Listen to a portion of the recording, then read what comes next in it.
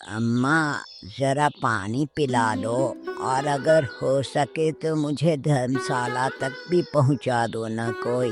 पैरों में अब जान नहीं रही। छी छी, अरे राम, देखो तो कैसा भिखारिया टपका है। धर्मशाला तक छोड़ना तो दूर भैया, तेरी शक्ल देखकर ही भूख मर जाए। जा जा, यहाँ से जा, कहीं और जा। हमारे पास इतना वक्त नहीं है कि तेरे जैसे बोझ को ढोए। हे भगवान, कैसा मुंह है इस बोड़िए का। इसे देखकर तो मन अशुभ सा हो जाता है। हे प्रभु, ये कैसी दुख दे दी तूने मुझे। लोग मेरी शक्ल तक देखना नहीं चाहते। ऐसी शक्ल देखकर तो घर वालों ने भी नहीं अपनाया। मैं क्या करूं प्रभु। कहानी है कटहलपुर गांव की, जहां घर की दीवारें पतली हैं और रिश्तों की डोर उससे भी पतली। इसी गांव में चंदा नाम की सीधी सादी लड़की रहती थी, हंसती खिलखिलाती। पर किस्मत ने जैसे ठान लिया था कि उसकी मुस्कान को तानों के शोर में दबा देना है। ओहो हो, क्या बात है चंदा रानी, बड़ी सेवा हो रही है तुलसी मैया की। जैसे उसी से मिले ना स्वर्ग का टिकट। काश इतनी भक्ति घर के बर्तन कपड़ों में भी की होती ना, तो क्या ही बात होती। चल, अब तुलसी मैया की पूजा पूरी हो गई हो तो कपड़े और बर्तन भी कर ले। भाभी, मैं कपड़े और बर्तन दोनों धो दूंगी। अभी बस माँ के लिए चाय चढ़ाई है, वो जरा देख लूं। अरे वाह, अब तो घर की बहुओं को तो नसीब होता नहीं है चाय, और यहाँ पूरे खानदान को शाही चाय परोसी जा रही है। सास को अदरक वाली तो बाबूजी को फीकी और देवर जी को तो वाह वाह इलायची वाली। और ऊपर से बेटियां, हाय राम, राज रानी बनी घूम रही है, जैसे मायके में नहीं किसी महल में उतर आई हो। काम धाम से कोई मतलब नहीं, बस तुलसी मैया को पानी, माँ को चाय और फिर दिन भर की छुट्टी। भैया की कमाई है ना, तो मजे तो होंगे ही। बस कर सरला, बेचारी से कितना काम कराएगी।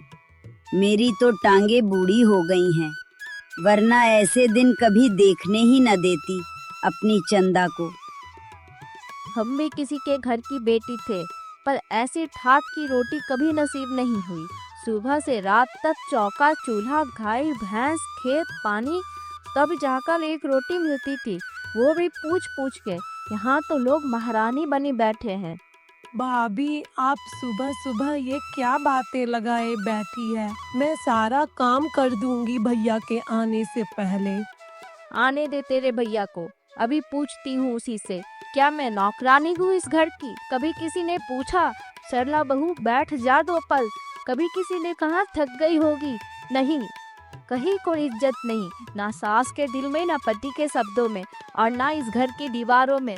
बस काम करो, ताने सुनाओ, और जब ननंद रानी कुछ करे तो सब बिटिया रानी बिटिया रानी, और इनसे कुछ बोले तो सबको बुरा लग जाए। घर की बहू का कोई मोल ही नहीं है इस घर में, बस बेटी रानी की आरती उतारी जाती है। पर भाभी, मैंने तो कुछ नहीं कहा, मैं तो बस क्या, हर बात में मैं तो बस। दिन में 5 बार चाय बनती है, 2 बार नाश्ता, ऊपर से माँ जी के पैर भी बहू ही दबाए। अब वो भी बिटिया के हिस्से का नहीं रह गया है ना। देख चंदा, घर में जो हर वक्त सिर पर बैठा रहे ना, कभी कभी बोझ भी लगने लगता है। कड़वा लगे तो लगे, पर यही सच्चाई है। खेत से लौटकर जैसे ही धर्मवीर ने आंगन में कदम रखा, उसका पांव गीले फर्श पर पड़ा। थकान से भरा शरीर एक पल को ठिठका, पर माथे की भौहें उसी पल सिकुड़ गईं। उसे खेत की मिट्टी नहीं, घर की अव्यवस्था ज्यादा चुभी। सरला, अरे ओ सरला, ये आंगन का गोना फिर गीला क्यों है? और चंदा कहाँ है? भैया की गुस्से भरी आवाज सुनते ही चंदा घबराई और दौड़ती हुई आ पहुंची। भैया, पानी गिर गया था, अभी साफ कर देती हूँ। अभी पोंछ देगी? तू हर काम में बस अभी कर दूंगी कहकर टालती रहती है। कभी घर के कामों में भी पूरा मन लगाकर हाथ बटाया कर। हर वक्त बस अपनी ही सोच में डूबी रहती है। देख चंदा, घर में जो लोग सिर्फ रहना जानते हैं, काम में नहीं लगते, वो धीरे धीरे बोझ लगने लगते हैं, और वो बोझ किसी को नहीं सुहाता। सच कहा जी आपने, जितनी ये चुप है ना उतनी ही कामचोल भी है। ना किसी से ढंग से बोलती है, ना चेहरे पर कोई भाव, मूर्ति माई बनी बैठी रहती है। एक कदम तो चला जाता है नहीं इससे, और बड़ी आई। वैसे चंदा तू दिन भर करती क्या है?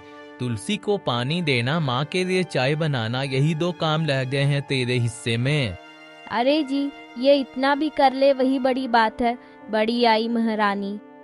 हमने तुझे इस घर में बोझ समझकर नहीं रखा चंदा, लेकिन तू अगर खुद को बोझ बना रही है तो फिर एक दिन तुझे खुद ही भुगतना पड़ेगा।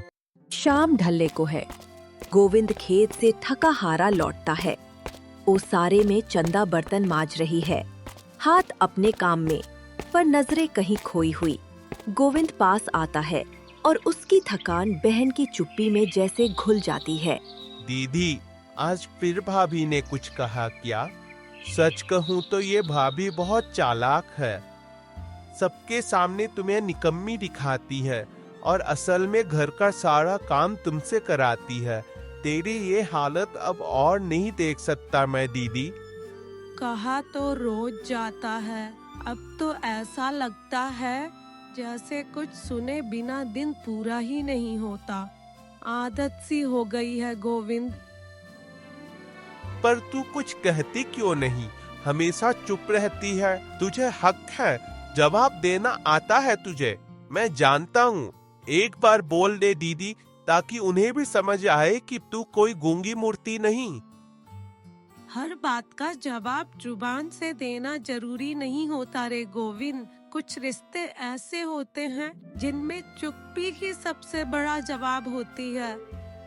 पर तू कब तक यूं ही सहती रहेगी? सारा घर तुझसे उम्मीद रखता है, लेकिन तेरे लिए कोई खड़ा नहीं होता। कभी कभी लगता है मैं भी तुझे कमजोर ही समझने लगा हूँ। कमजोर वही होता है जो पलट कर चीखता है गोविंद। मैं जो चुप हूँ इसका मतलब ये नहीं कि टूट गई हूँ। बस हर रोज लड़ने से अच्छा मैं खुद को जोड़ती रहूँ। कुछ दिनों बाद चंदा के लिए गांव के ऊंचे घर से रिश्ता आता है। आंगन सजा है, मेज पर मिक्सचर्स, बिस्किट्स और मिठाइयाँ रखी हैं। सरला तांबे का लोटा टेबल पर रखती है। आ गए काका, आइए आइए, इधर चलिए। लड़के के माँ बाप सोफे पर बैठे। चंदा आई और कुर्सी पर चुपचाप बैठ गई। लड़के की माँ ने उसे सिर से पैर तक घूरा। कुछ पल चुप रही, फिर ताने भरे लहजे में बोली, लड़की तो काफी पतली है। इतनी दुबली काया में गृहस्थी कैसे संभालेगी? हमारे घर में तो रोज चक्की भी चलानी पड़ती है। ऊपर से चुप्पी देखो इसकी, जैसे बोलना आता ही नहीं। लड़का तो हमारा थोड़ा मोटा है, जोड़ी भी देखनी पड़ती है धर्मवीर साहब। काकी अभी तो छोटी है, शादी के बाद सब ठीक हो जाएगा, सेहत भी बन जाएगी। हमें बहू चाहिए, छाया नहीं। दुबली पतली हवा में उड़ती लड़कियां हमारे घर के हिसाब से नहीं होती। लड़के वाले बिना मिठाई खाए उठकर चले जाते हैं। चंदा खामोश खड़ी है, आंखों में बुझा सा दुख है। रात का खाना बन रहा है। सरला बातों बातों में पूरे परिवार के सामने आग उगलती है। मैं कह रही हूँ धर्म, अब इसकी उम्र निकल रही है, कहीं से रिश्ता आता नहीं, और जब कोई आता है तो ऐसे भी दग जाती है जैसे कोई जंगल की हिरनी हो। हाँ सही कहा तुमने, रिश्ता तो आ नहीं रहा, क्योंकि ये तो दिन भर चुपचाप मुंह लटकाए रहती है।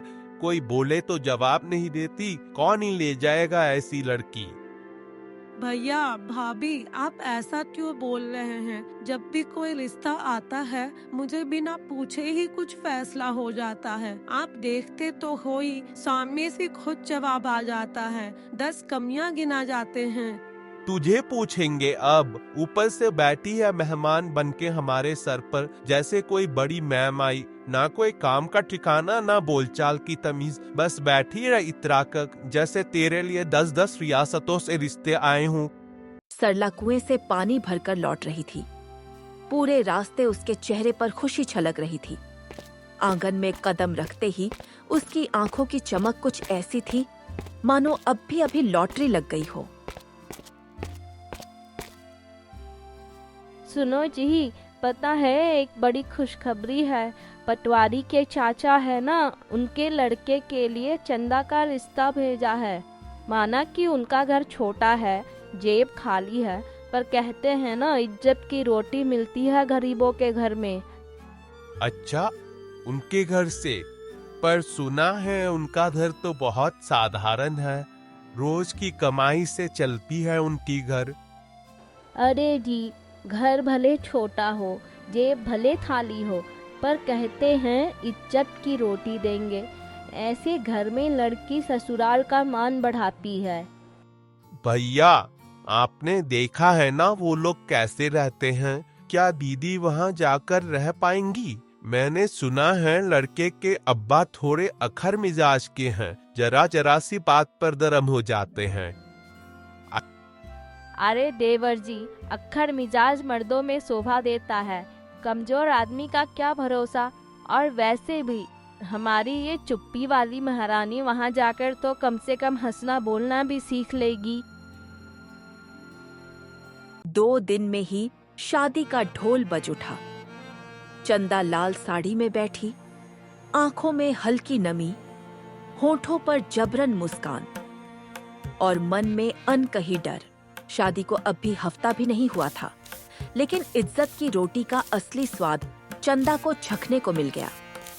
सुबह से रात तक बर्तन, झाड़ू, पशु का चारा, कुएं से पानी और बीच बीच में सास के ताने। अरे ओ चंदा, ये दाल में नमक कौन डालेगा? हाथ टूट गए थे क्या तेरे? अभी डाल देती हूँ अम्मा, बस रोटी सेक रही थी। अम्मा, आजकल तो खाने का स्वाद ही नहीं आता। कहने को तो खाना है, पर आजकल तो जहर जैसा लगने लगा है, बिल्कुल भी स्वाद नहीं। ना जाने क्या सीख कर आई है अपने मायके से। अगले दिन दोपहर चंदा थक हार कर रसोई में बैठी थी। सुबह से कुछ खाया नहीं था। भूख इतनी लगी कि उसने थाली में थोड़ा सा चावल दाल निकालकर खा लिया। अरे वाह, अभी तो घर का मर्द खेत से आया भी नहीं और हमारी बहू रानी को अपनी पेट पूजा की पड़ी है। यही संस्कार लाई है, हमारी इज्जत ही डुबा देगी ये तो। शाम को पति के खेत से लौटते ही सास ने बात में मिर्च मसाला डालकर सब सुना दिया। तो तूने मेरे आने से पहले ही खाना खा लिया।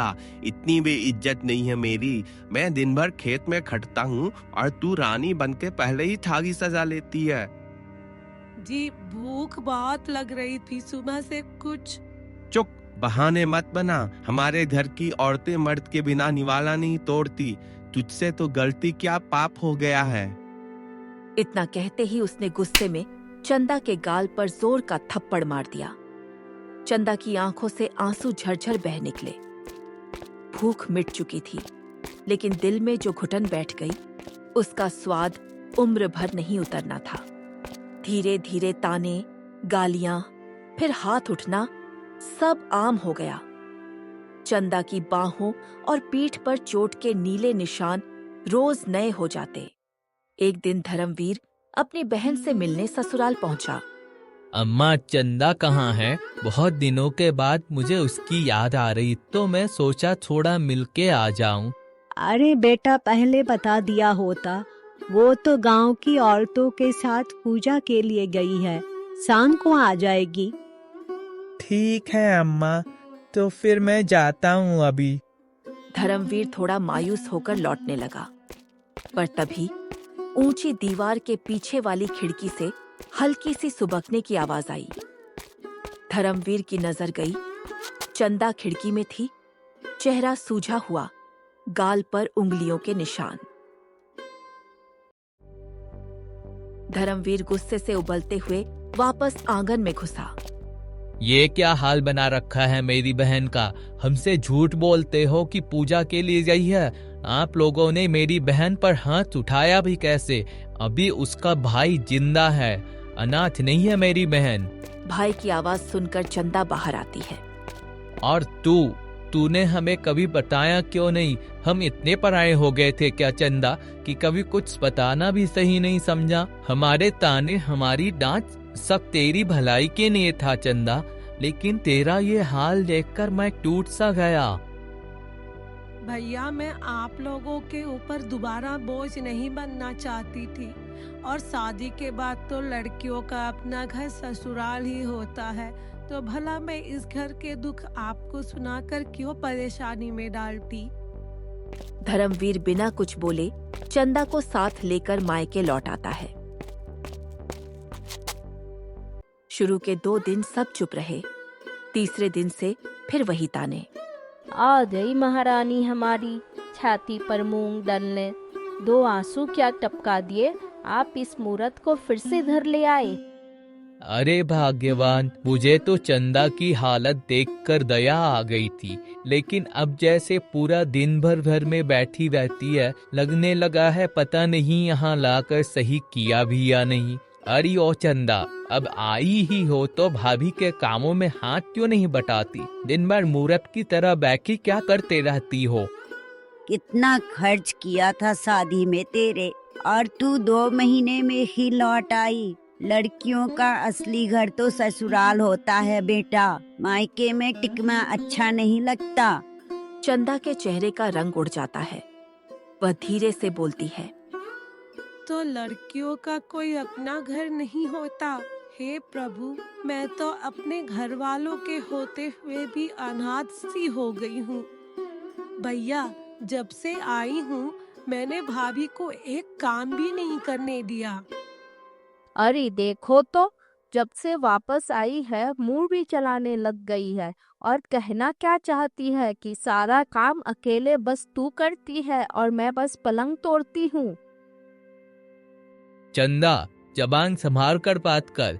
यहाँ आकर एहसान जताने की जरूरत नहीं है, और जो करना है कर, किसी की इज्जत उड़ाने की कोशिश मत कर। एक दिन घर वालों के तानों से टूटी चंदा का मन भर आया। आंखों में आंसू लिए वह चुपचाप घर से निकली और कदम जंगल की ओर बढ़ चले। हे भगवान, सबका दुख मैं ही क्यों सहूं? भैया के ताने, भाभी की कड़वी बातें, ससुराल का अपमान, अब तो जीने की हिम्मत भी टूट गई है। थोड़ा आगे जाकर चंदा पेड़ की जड़ में बैठ गई और फूट फूट कर रोने लगी। अचानक सामने से एक साधु आ निकला। बिटिया, मन क्यों इतना भारी है? तेरे आंसू पेड़ों की जड़ों तक पहुंच रहे हैं।